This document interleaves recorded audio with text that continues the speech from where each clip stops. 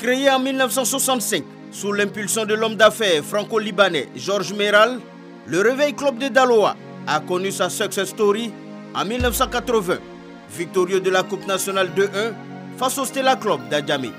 Le stade municipal de Daloa était à cette époque une citadelle imprenable pour tout visiteur et les duels régionaux face au Sporting Club de Gagnoa faisaient recette.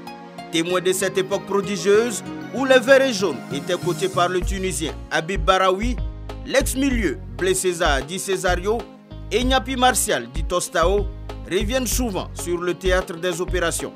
Nous autres, on n'avait rien quand on jouait, mais on ne pouvait pas passer à Daloa inaperçu.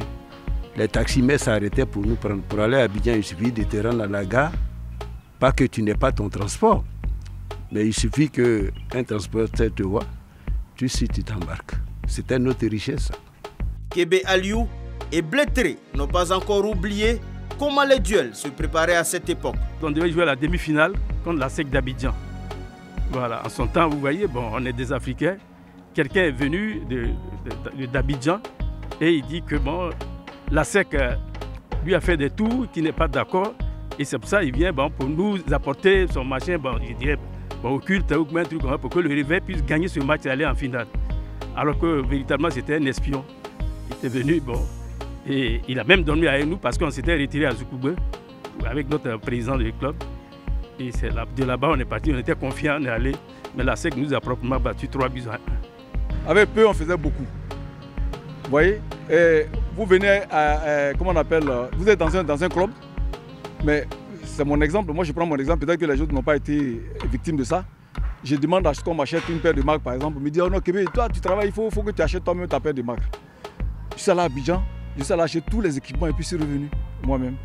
Depuis, le Réveil Club a sombré. Les querelles pour la présidence du club, après le départ en 1982 du colonel Desmarcel, se sont intensifiées. Conséquence directe, après une première descente en Ligue 2 en 1995, le Réveil Club quitte définitivement l'élite lors de la saison 2007-2008 pour la Ligue 2, avant de se retrouver en 3e division. En août 2021, après de nombreux conciliabules, Kalimou Fadiga est porté à la tête du club vert et jaune.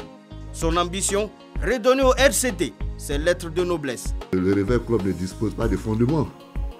Donc nous allons tout remettre à plat et mettre une nouvelle politique sportive au niveau du Réveil Club de Daloa.